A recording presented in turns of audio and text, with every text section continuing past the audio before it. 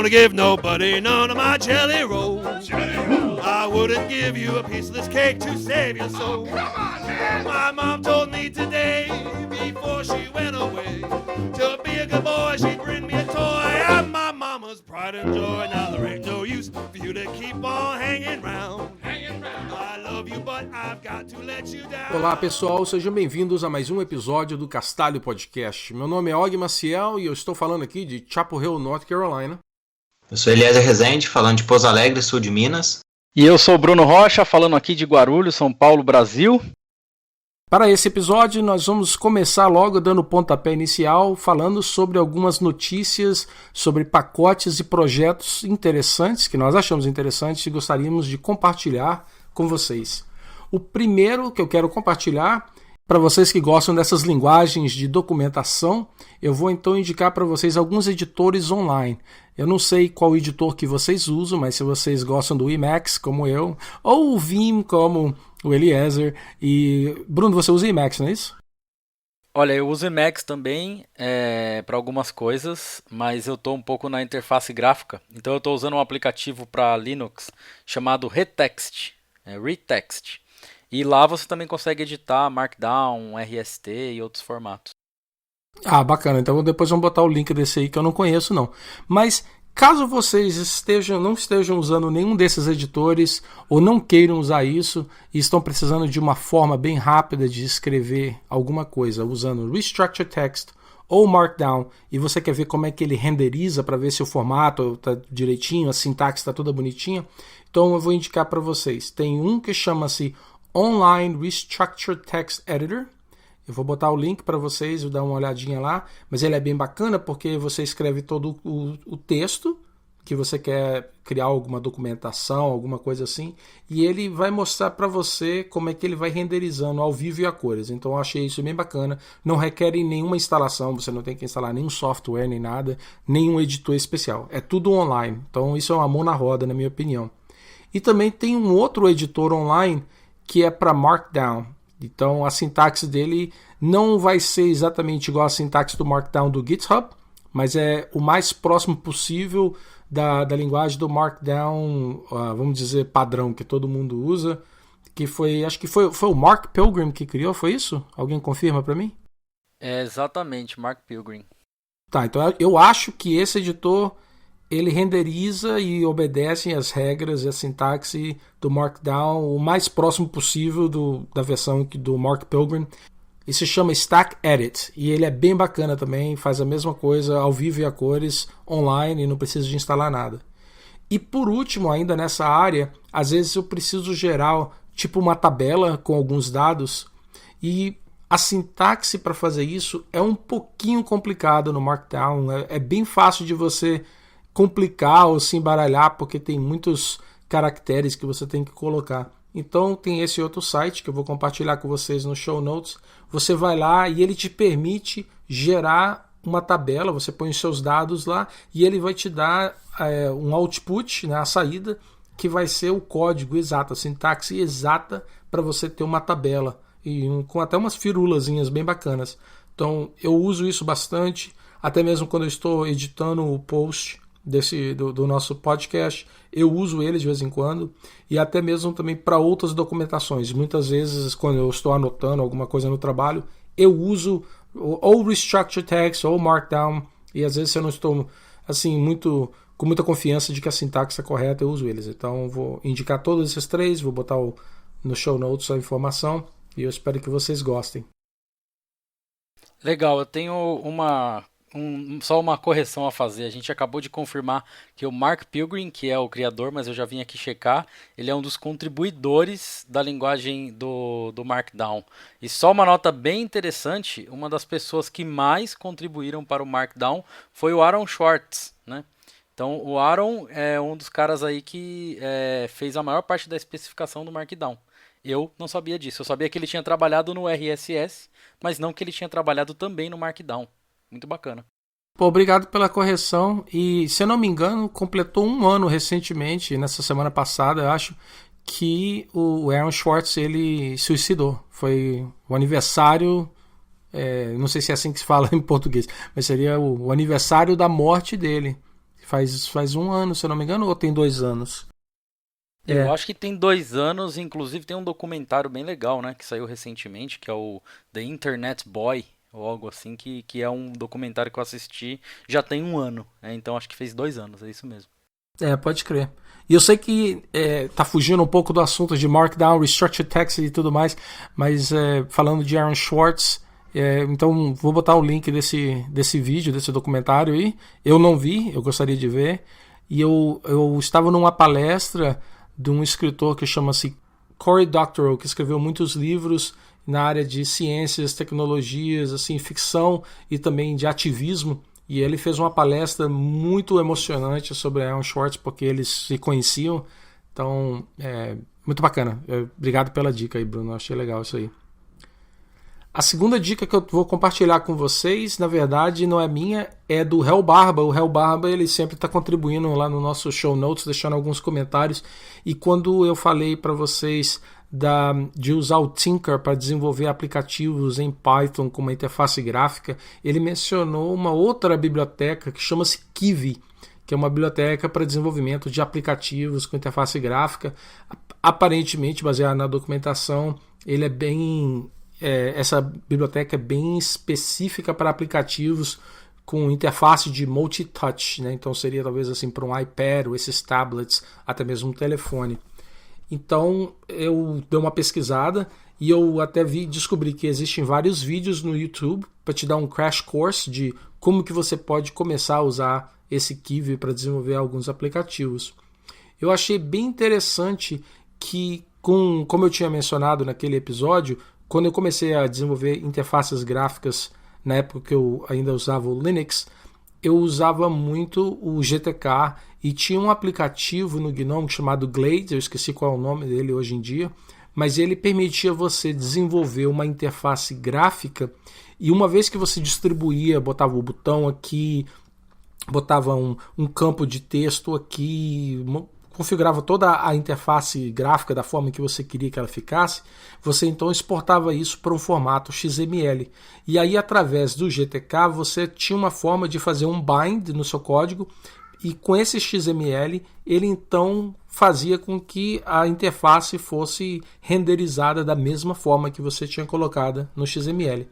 Esse Kivy, então, parece que tem uma sintaxe bem parecida. Aliás, esse Kivy tem uma coisa bem parecida, não usa o XML, ele usa o YAML, mas aí você pode separar o código da interface gráfica do código de lógica, que é bem bacana. Então, eu dei uma olhada e achei isso bem interessante. Eu dei uma brincadinha com isso, tive problemas, infelizmente, em instalar e configurar o Kivy para rodar no Python 3.6, mas eu consegui rodar no Python 2.7, e aí eu fui até escrever um aplicativo super simples, daqueles Hello World mesmo, aparece uma janelinha e tal, mas dá para ver assim que a sintaxe e a forma de escrever um código assim, não é tão diferente da forma como que você escreveria algo usando o Tinker. A única coisa que me chateou, além de não poder ter rodado ele no Python 3.6, foi o fato de que aparentemente existe uma dependência no Pygame. Eu achei isso um pouquinho frustrante, por causa que então, além de instalar o Kivy, ele não puxou a dependência automaticamente, da forma que eu pensei que ele poderia ter feito usando o pip install. E aí, com essa dependência do Pygame, eu senti que talvez ele ficou um pouquinho mais pesado do que usando o Tinker, que já vem incluído no Python. Mas, se alguém já tem alguma experiência, eu vi que algumas pessoas comentaram lá, quiserem colocar aqui algum comentário para a gente, falar sobre a sua experiência usando o Kivy, o que vocês acham em comparação ao Tinker ou qualquer outra biblioteca de desenvolvimento de interface gráfica, por favor, deixe um comentário aí para a gente. Bem legal, Og, boa dica. Eu também já ouvi falar bastante do Kivy, mas nunca cheguei a usar, assim. Já fiz umas brincadeiras, mas nunca cheguei a usar. E pelo que eu sei, ele nos últimos anos deu uma boa evoluída aí. Então vale a pena testar de novo, ver como é que ele está hoje em dia. E, bom, eu também separei aqui algumas dicas, né, de algumas coisas novas aí que eu andei olhando aí na internet. E uma das coisas que me chamou a atenção essa semana, né? Na verdade foi a semana passada, mas não deu para colocar no outro episódio porque a gente teve entrevista bem legal aí com o Tarek, né? Então, só colocando aqui no meio uma introdução aí para vocês. Quem não ouviu, escute lá a entrevista com o Tarek, uma entrevista em inglês, mas está muito tranquilo para todo mundo aí, quem inclusive está aprendendo inglês, falar. Desculpem, entender. Mas voltando, eu separei uma dica que é o Scenic, e o Scenic é um framework web para Python, né? Para Python 3, ele funciona só a partir do Python 3.5. E ele é muito bacana porque o que eles fizeram? Eles fizeram um clone do Flask, né? Então todo mundo já conhece o Flask, já gosta de usar o Flask, já conhece os nomes dos métodos, o estilo de programação e de roteamento das views do Flask. E aí esse pessoal se juntou e criou o Scenic, que é um framework exatamente igual ao Flask, né? Funciona da mesma forma, só que ele usa Python 3.5 e além do 3.5, e ele se beneficia dos poderes assíncronos do Python 3, né? Então todas as views do async, por exemplo, elas são views assíncronas. Então você não faz um def e uma função, você faz um def async, né? Então você cria uma view assíncrona e aí você tem uma estrutura totalmente async, como é no Node.js, por exemplo, para a web, e com a mesma facilidade e clareza da sintaxe do Flask. Achei muito legal, então vale a pena dar uma olhada. Só vale também colocar aqui uma nota que não é para tudo, né, que você vai usar o Scenic, porque se a sua aplicação ela é muito simples e ela não exige esses poderes assíncronos, não faz sentido você ter esse overhead aí no seu projeto. Mas se o seu projeto com certeza vai precisar, né, ter APIs de alta disponibilidade que respondem de maneira assíncrona, eu acho que vale a pena usar o Async.io, e o Scenic parece que está bem legal para isso. Então o link vai estar aqui. Scenic, que é o clone do Flask, para quem quer ter os poderes aí de Async.io do Python 3. Fica aí a dica. Legal, eu tinha visto falar sobre ele, vi até uma tabela, né? O pessoal gosta de colocar um pouco de benchmark a respeito. Vi que ele estava desempenhando bem. Eu não cheguei a olhar detalhes sobre benchmark, porque isso aí sempre a gente tem que ficar de olho nos detalhes, né? Porque pode ser que, dependendo, puxe um pouquinho o saco, dependendo da aplicação, mas foi números bastante impressionantes. No link que a gente vai deixar, com certeza, lá vai ter essa tabela, então vale a pena dar uma olhada para quem está procurando essa performance toda. Só que eu vou mudar aqui um pouquinho de assunto, né? Em vez de falar de web, eu vou falar um pouquinho de Bash Script. Então, para quem já tentou, provavelmente já pegou uns erros estranhos, já teve uns comportamentos assim que eu não esperava. E a dica de hoje ela é bem interessante, que eu vou falar do Shell Check, que é basicamente um linter para o seu código Bash. E ele oferece alguns recursos que são bastante interessantes. Um deles é que você pode acessar o site do projeto, shellcheck.net. Você pode colar o seu código Bash e lá mesmo ele já roda e já te dá as informações com sugestões de melhorias, ou então sugestões de forma de escrever o código na qual você evita alguns erros. E ele também possibilita que você faça a integração. Se você tem um projeto no GitHub ou em algum outro lugar e usa o Travis como CI, você pode adicionar lá. A gente tem um projeto que faz uso dele. É bem tranquilo, e o bom é que ajuda a manter e evitar alguns problemas, né? Então, se você recebe bastante contribuição, vale a pena. Da mesma forma que você pode estar usando, por exemplo, um PEP8 para checar a sintaxe e o code style do Python, esse aqui vai funcionar mais ou menos dessa forma, mais para o Bash. E ele é bem tranquilo de instalar. Por exemplo, no Fedora você consegue instalar usando o DNF, né? DNF install shell check. O único detalhe é que o shell é com S maiúsculo e o check é com C maiúsculo. A gente vai colocar no show notes para ficar mais fácil. Você pode instalar no Mac também usando o Brew. E ele oferece outras formas de instalar. Você pode compilar. Ele tem para outras distribuições também. Então, se você usa alguma outra distribuição, dá uma olhada lá na documentação que tem tudo explicadinho. Bom, como eu falei, né, as sugestões elas são baseadas em boas práticas do Bash ou então em algumas dicas que evita com que você tenha alguns problemas ou erros inesperados, principalmente quando está começando, não está muito acostumado. Então ele acaba ajudando. E o mais legal é que ele não só te dá uma dica, mas também ele oferece um código que você pode ir lá na wiki do projeto e ele vai ter esse código lá e ele coloca alguns exemplos explicando o porquê você deve fazer da forma como ele está recomendando e como seria se você não fizesse. Então isso é bem legal, que acaba que você aprende um pouquinho mais sobre o Bash, tem bastante coisas interessantes e dicas lá.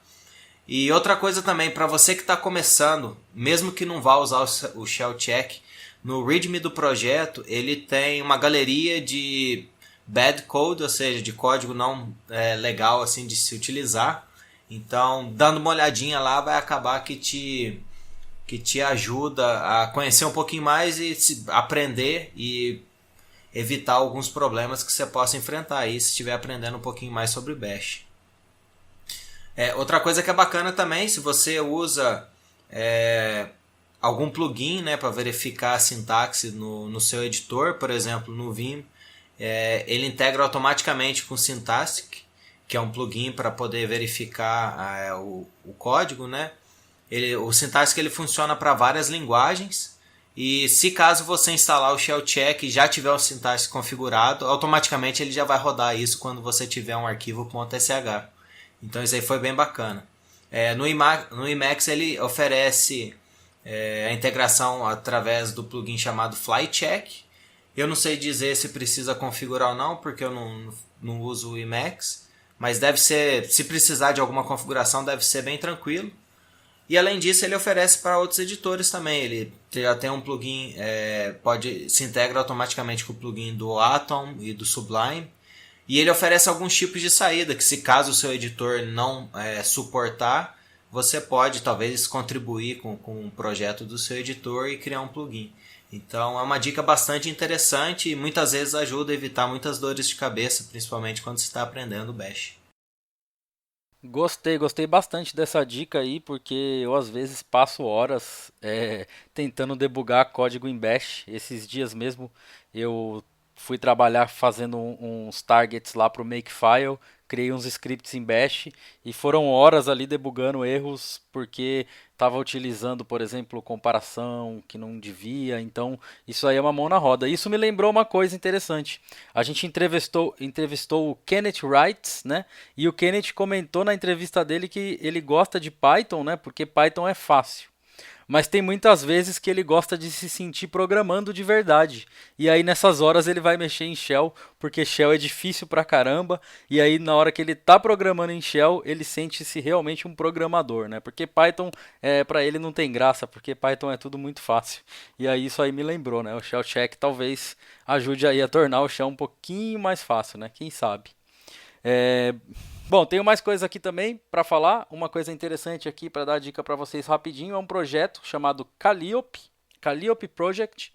E faz um tempo já que eu estou a fim de brincar com esse negócio e estou a fim de comprar um daqueles assistentes pessoais. Agora a gente tem o Amazon Echo, né, que usa o Alexa, e tem o Google Home. Eu ainda vou comprar um desses porque eu acho bem legal a ideia. Mas aí me deparei com esse projeto em Python chamado Calliope. E o Calliope faz a mesma coisa. Só que o bacana é que você pode configurar num computador seu. Então imagina que você tem um notebook aí parado na sua casa, ou algum outro dispositivo que rode Python. Você pode colocar o Calliope para rodar, né? O demo dele para rodar lá dentro do... O demo não, desculpa. Eu falei demo, mas eu quis dizer daemon. Você coloca o processo dele para rodar dentro aí do seu dispositivo. E aí você cria códigos, né, que eles chamam de neurons, né? Então você vai criando como se fosse um plugin, né, que são neurons. E nos neurons você especifica os tipos de frase que ele vai reconhecer, né? Então eu vou dar um exemplo que eu brinquei aqui. Eu dei um nome, né, pro meu neuron. Eu coloquei lá Joey, né? E aí eu falo para ele assim, Joey, abra meus e-mails. Só que tem que ser em inglês, né? Uma nota é que ele funciona só em English e French. Então você tem que escrever em inglês, né? Então você coloca lá, Joey, Read My Mails. E aí você grava um sample, né, de você falando aquilo e você coloca o texto também dentro do seu Neuron, ele faz a sincronia daquilo e aí você deixa aquilo rodando. E aí toda vez que você falar Joey, aí ele abre como se fosse o Google Now, né, ou Siri, esses assistentes, e aí quando você falar aquela palavra-chave, ele executa aquele plugin, aquela função que você definiu e automatiza alguma coisa para você. Então, esse projeto Calliope, ele foi feito para automação de residência, né? Aquela coisa de acende luz, apaga luz, liga o ar-condicionado, mas você pode usar para fazer qualquer coisa, né? Você pode usar um Arduino ali para colocar algum sensor, ou coisa básica do dia a dia, como por exemplo, escreva uma anotação, grave um áudio ou leia meus e-mails. Então eu estou tentando brincar um pouquinho mais com ele para ver se eu consigo fazer isso daí, porque às vezes eu gosto de ter as mãos livres, assim, tipo, eu tô lá cozinhando, ou eu tô, sei lá, fazendo alguma outra coisa, tô na academia, e eu quero simplesmente falar pro meu computador, faça isso.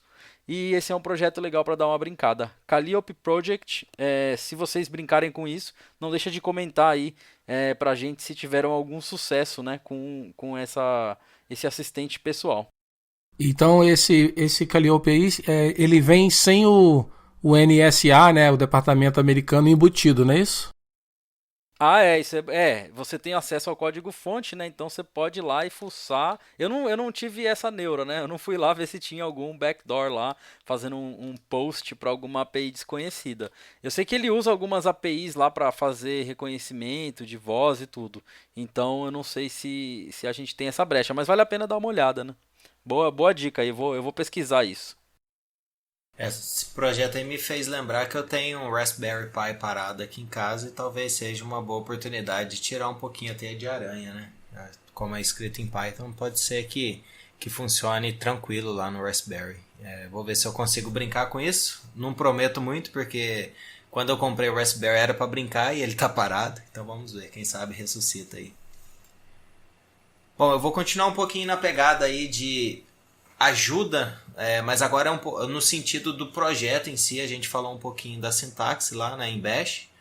Agora são dois projetos, na verdade. Um deles é o Mention Bot, que ele é um robô no qual, assim que o seu projeto recebe um pull request, ele vai analisar o Git Blame, ou seja, o Git Blame ele oferece uma saída onde ele mostra o autor que modificou determinada linha de um determinado arquivo pela última vez. Então ele analisa todos os arquivos que foram modificados no pull request e aí ele identifica, né? E aí você pode configurar um número, por exemplo, eu quero que seja mencionado 2 autores, 3 autores.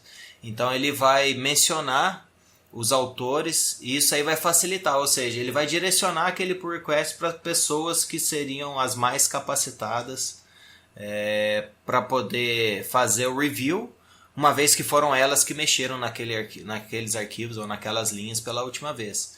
Então isso aí ajuda bastante, principalmente se o seu projeto for bastante movimentado e as pessoas não quiserem fazer o watch, né? Seguir o projeto lá e receber todas as notificações. Então isso aí é uma forma mais granular de saber o que é específico para você naquele determinado projeto ou não. E junto com o Mention Bot a gente tem um projeto que inclusive é desenvolvido por brasileiros.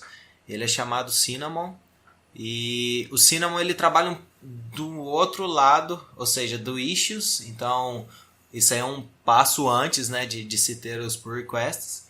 E o bacana é que, por exemplo, ele identifica as issues relacionadas.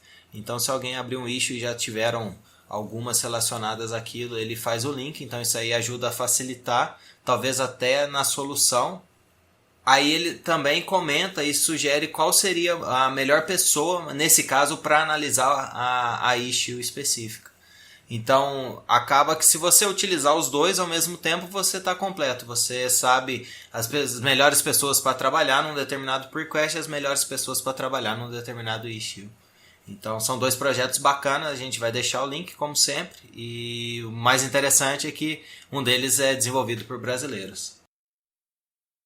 Bacana, hein? Esse Mention Bot aí é bem legal. A gente começou a usar aí essa semana no projeto, né? E tá ajudando bastante, né? Já dá uma agilizada lá. O cara manda um pull request, 5 minutos depois ele já vai lá e fala: olha, fulano, fulano e fulano são as pessoas mais apropriadas para fazer o review. E isso dá uma acelerada no processo.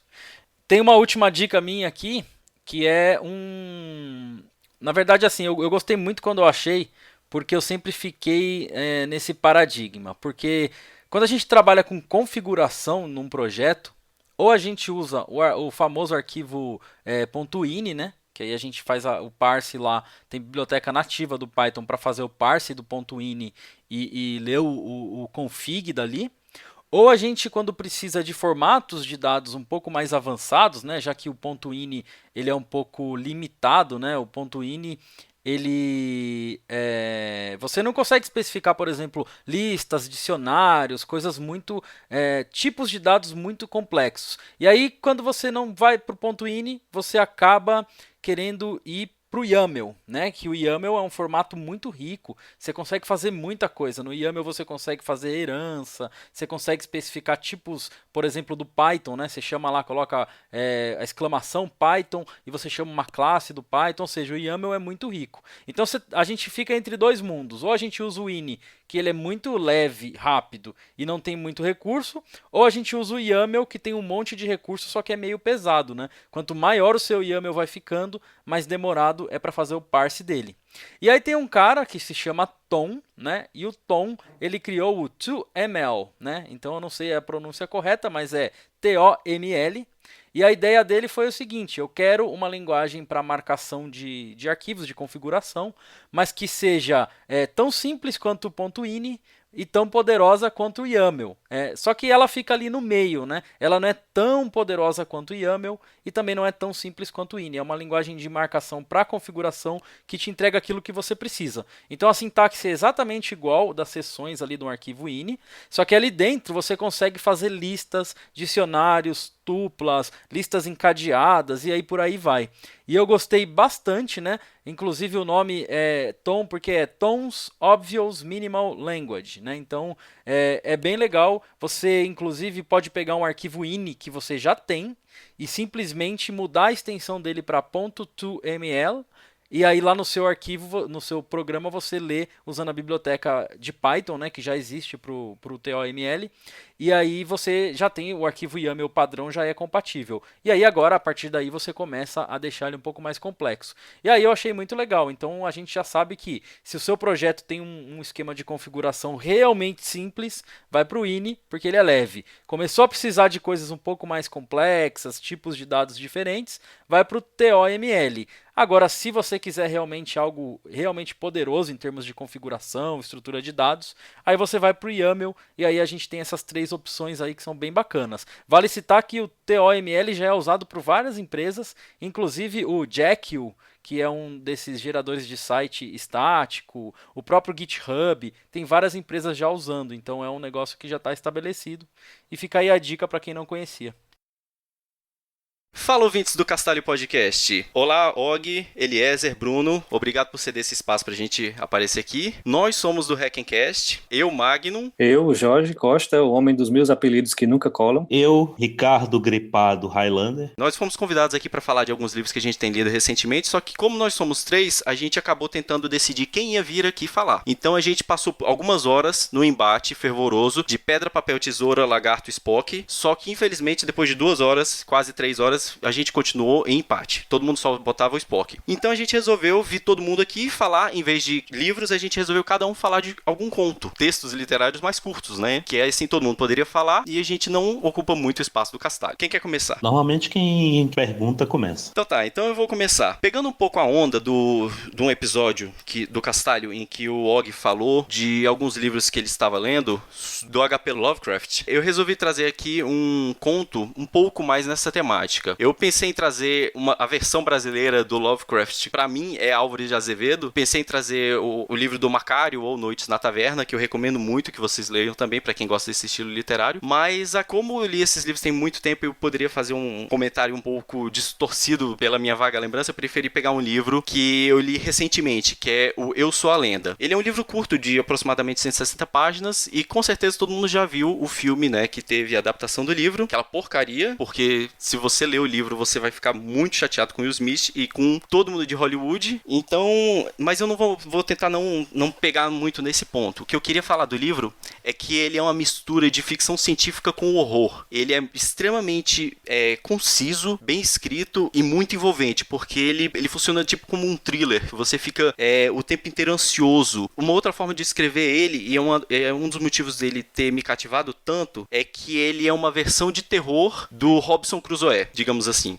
Quem já leu Robinson Crusoe, eu pelo menos comecei a minha paixão literária com 2 livros, que foi Robinson Crusoe e um livro ali na escola que eu acho que era o Mistério dos 5 Estrelas. Então, ele lembrou muito, assim, quando eu tava lendo do Robinson Crusoe, porque ele tem muito essa história de sobrevivência do cara ter que criar várias coisas, arrumar a casa dele pra ele poder sobreviver, se esconder de noite e tudo isso. E uma das coisas que eu achei que o livro começou a destruir, por exemplo, o filme, é que eles puxam muito mais pros personagens, né? Os outros personagens que ficam tentando atacar o personagem principal parecerem muito com vampiros, enquanto no filme eles parecem muito mais com zumbis. Então já começam as discrepâncias com o filme a partir daí. Ele tem um final extremamente interessante que explica o motivo do título do livro, e é uma das partes assim que mais decepcionou no filme foi essa, porque ele praticamente tornou desnecessário o título Eu Sou a Lenda, e poderia ter qualquer outro título aquele filme, porque ele não explica, ele não dá razão para esse título. E outra coisa interessante é que o personagem principal, ele não é um cientista, ele não é ninguém assim inteligente, na verdade ele vai aprendendo aos poucos e estudando, então ele fica o tempo inteiro fugindo para a biblioteca para ler, para aprender sobre ciência, para tentar descobrir o que aconteceu e como que ele pode reverter, e tudo isso acompanhar toda essa saga que é muito interessante. A leitura dele é bem rápida, eu fiz a leitura dele em aproximadamente 3 noites, eu diria que umas 5 horas mais ou menos de leitura, lógico, eu tô com 2 crianças pequenas, então foi bem intervalada, né, eu não tava lendo, não consegui ler as 5 horas seguidas, mas eu acho que para um leitor mais rápido aí consegue terminar isso em um único dia, com certeza. E eu não tem muito como falar muita coisa sem dar algum spoiler, então eu vou mais uma vez recomendar a leitura dele, e é isso aí.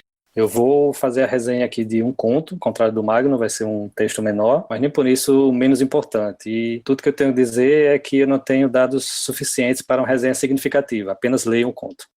Brincadeira, agora vamos para a parte séria. O conto que eu vou comentar é sobre a última pergunta, do Isaac Asimov. Inicialmente, esse conto foi publicado em 1956, no periódico Science Fiction Quarterly. O que eu acho legal nele é que praticamente muita coisa que a gente vê hoje na ficção científica bebeu dessa fonte. Se você for ler o conto, ele é curto, né? Você consegue ler em 10, 15 minutos, dependendo se você tem um grau de leitura rápido. Ele traz conceitos como salto no hiperespaço, coisa que a gente vê em Star Wars, né? Em vários filmes de ficção científica. Como toda boa discussão na história da humanidade, começa após uma rodada de cerveja, algumas rodadas de cerveja, em que os 2 personagens iniciais, porque o conto ele se passa em várias linhas temporais, que é o grande mote dele, a grande sacada, o Isaac Asimov vai comentando sobre a evolução da humanidade. Então começamos em mais ou menos 2060, onde 2 técnicos de manutenção estavam trabalhando no computador, no Super Multivac. E chega um ponto que o Multivac consegue, após vários anos calculando, consegue achar uma forma de você captar a energia do Sol diretamente. Então esse é o primeiro ponto de singularidade do conto. Um fala para o outro, agora podemos desligar todas as usinas de carvão e urânio do planeta e vamos apenas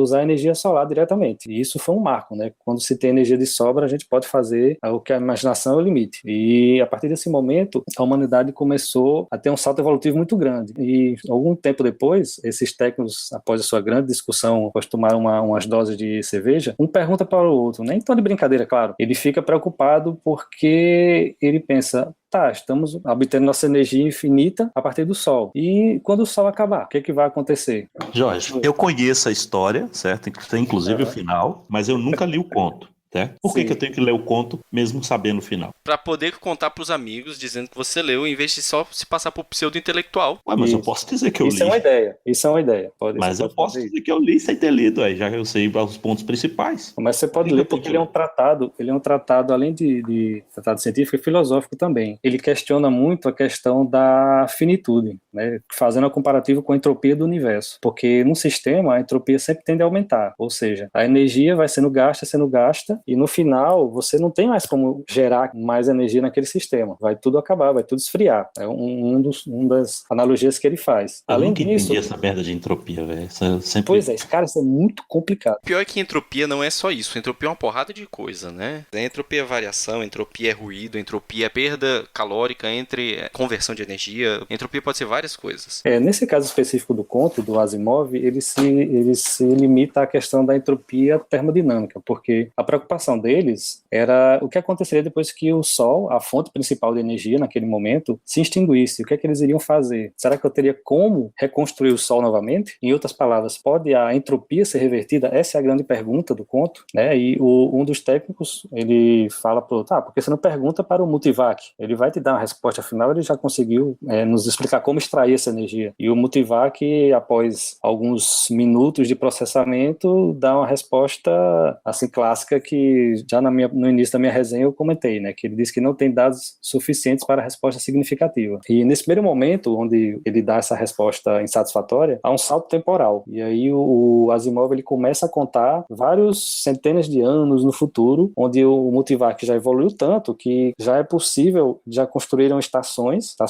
de recarga, que já é possível você fazer viagens espaciais. Então, cada nave tem um mini Multivac, que ele chama de Microvac. E assim por diante, ele vai evoluindo, começa a se transformar no computador planetário, daqui a pouco é um computador galáctico, e sempre de alguma forma ele cria situações que as pessoas, naquele momento, eles têm essa curiosidade de saber. E depois, quando essa energia aparentemente infinita acabar, o que é que eu posso fazer? Eu posso reconstruir minha fonte de energia, porque a preocupação final não é a fonte de energia, é a finitude do próprio homem que ele aborda nesse texto. Então ele faz uma analogia com teologia, com filosofia, com vários ramos do pensamento. E como toda boa ficção científica, ele não se limita apenas a te jogar dados curiosos, dados tecnológicos para o leitor. Então ele aprofunda a discussão. E é isso que é tão legal nesse conto. E ao final, para alguns o final é broxante, mas para outros é mind-blowing, né? Então eu recomendo bastante a leitura, é rápida, né? 20 minutos, meia hora no máximo você lê. Se quiser ler com calma, se quiser absorver todas as nuances que ele dá. Enfim, pronto, terminei, não vou mais dar trabalho ao editor.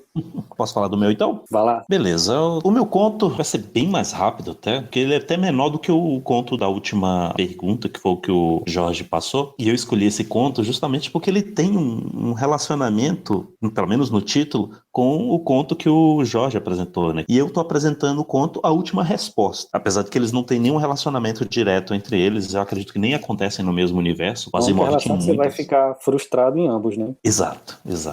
O Asimov, de um modo geral, ele não é o melhor escritor de todos. Você não é o estilo de escrita dele que vai te atrair. Na verdade, são os questionamentos que ele levanta de um modo geral. Eu acho que é isso que transforma as histórias dele tão interessantes. Mas ele é péssimo para descrever o ambiente, para dar profundidade para os personagens, essas coisas, mas os questionamentos, a filosofia envolvida na parada é muito legal. E a gente tem esse conto, A Última Resposta. Aliás, é difícil dizer que o Guia do Mochileiro das Galáxias não tem uma relação com esses dois contos, né? Já com as 42, se você tem a resposta, mas está procurando a pergunta, esse tipo de coisa, com certeza tem uma inspiraçãozinha aqui, mas esse conto A Última Resposta não tem nada a ver com o conto que o Jorge apresentou. A gente tem a história de um cara, um cientista, que logo no primeiro parágrafo ele morre. O cara vai lá e morre. E ele, por ser cientista, essa que é a parte interessante, ele começa a analisar toda a situação. E é importante dizer, ele é um cientista ateu. Então ele começa a ter toda aquela série de experiências que a gente vê que acontecem em muitos filmes, aquele negócio de você sair flutuando do corpo, ver o seu corpo estribuchado lá embaixo, de repente tudo desvanece, você vai para um lugar que tem um ponto de luz, você sente uma presença chegando e de repente uma voz começa a conversar com você. A voz, com V maiúsculo. E, assim, é difícil entrar em detalhes porque qualquer coisa seria spoiler, mas segue uma conversa interessantíssima e extremamente filosófica de um cientista tentando entender a situação e analisando criticamente, certo? Como cientista, o que está acontecendo. E chega a perguntar para a voz, você é Deus? Porque ele fica pensando,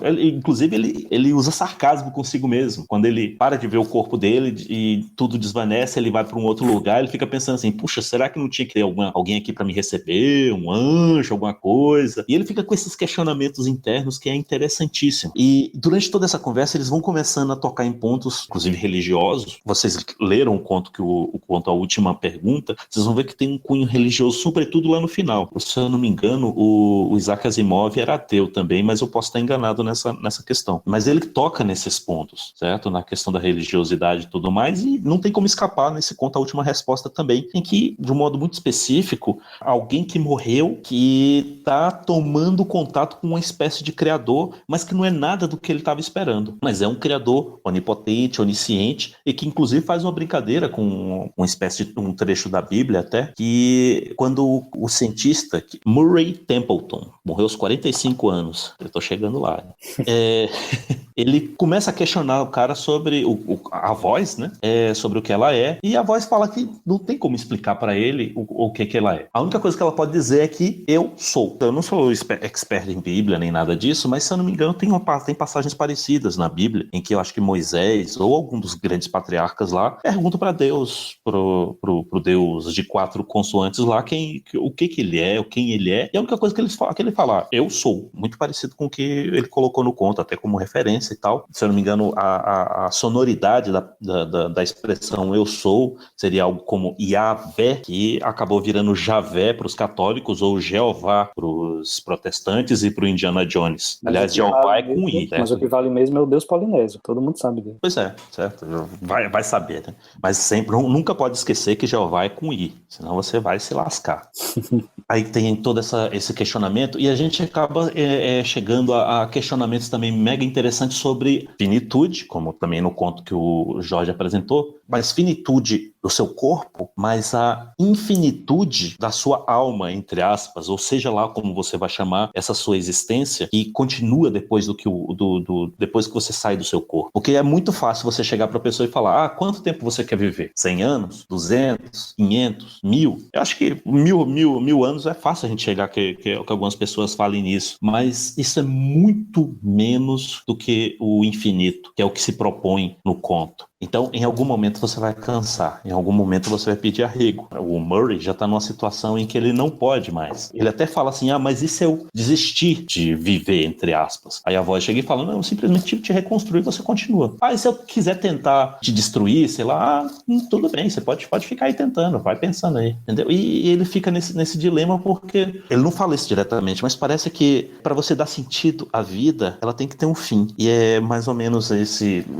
tipo de dilema que o conto coloca. Apesar do nome do conto ser a última resposta, ele não te dá resposta nenhuma no final. Não vai lendo achando que você vai ter resposta para a vida do universo e tudo mais, porque não tem, certo? Mas a conclusão final é bem interessante e, claro, cada um vai ter a sua própria, mas é bem legal, independente da sua crença, você lê esse conto para você começar a pensar nessas ideias sobre a finitude da sua vida, sobre o que tem depois disso, e para você ver que, inclusive, a voz fala que ele escolhe alguns indivíduos para fazer essa brincadeira, entre aspas. Ou seja, os demais simplesmente deixam de existir. Então, é muito bom a gente parar para pensar nessas coisas de um modo diferente daquilo que você tem como crença na... Acaba que a voz, então, é um grande sacana, né? Só pega uns caras para ficar enchendo o saco e atormentar eles. Da forma como a gente lê no conto né? É muito difícil você se colocar no lugar da voz, porque você não tem nem ideia do que ela é. Você pode simplesmente achar que ela é o programador que tá fazendo os botezinhos aqui. Já pensou que é um bot de Telegram? Aí chega o bot de Telegram e começa a argumentar com você. Não sei o que não. Você vai ficar aí respondendo no grupo do HNC do Telegram pro resto da sua vida.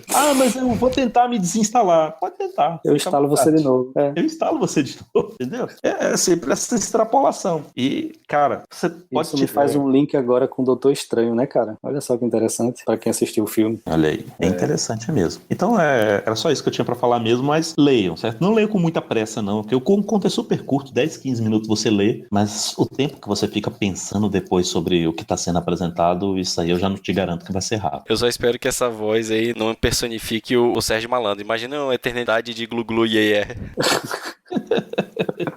Então tá, galera, essa foi a nossa participação, só foi nossos 2 centavos pro programa que o Og colocou aí, né? E dei um pulo lá no hackingcast.org, a gente tá meio parado aí nesses tempos. Estamos em uma pausa sabática.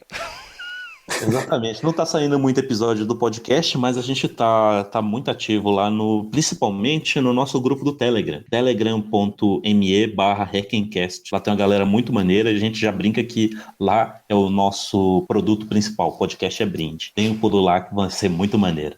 Então falou, galera. Até mais. É isso aí, pessoal. Até mais. Valeu, galera. Até mais aí. Um abraço. Então, pessoal, chegamos ao final desse episódio. Claro que eu quero agradecer ao pessoal do Hacking Cash, ao Magno, ao Jorge, ao Ricardo pelo book review. Eu achei muito interessante e eu adorei a forma como foi feito. Muito obrigado mesmo por ter mandado pra gente esse book review.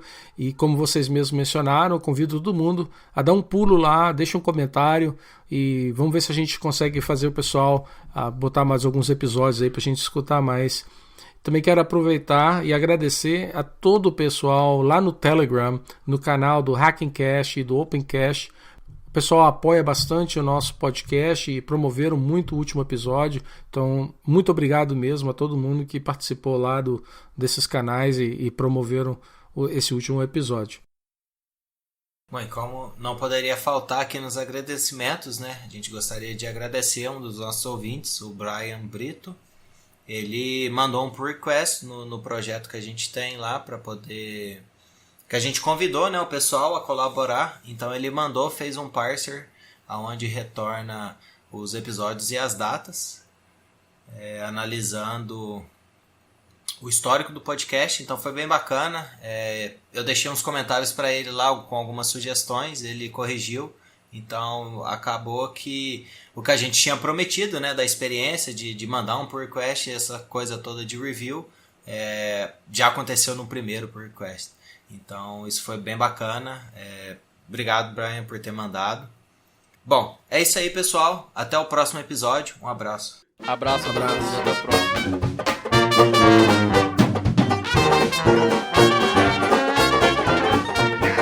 Ain't gonna give nobody none of my jelly rolls. I wouldn't give you a piece of this cake to save your soul. My mom told me today, before she went away, to be a good boy, she'd bring me a toy. I'm my mama's pride and joy. Now there ain't no use for you to keep on hanging round. I love you, but I've got to let you down. My jelly roll.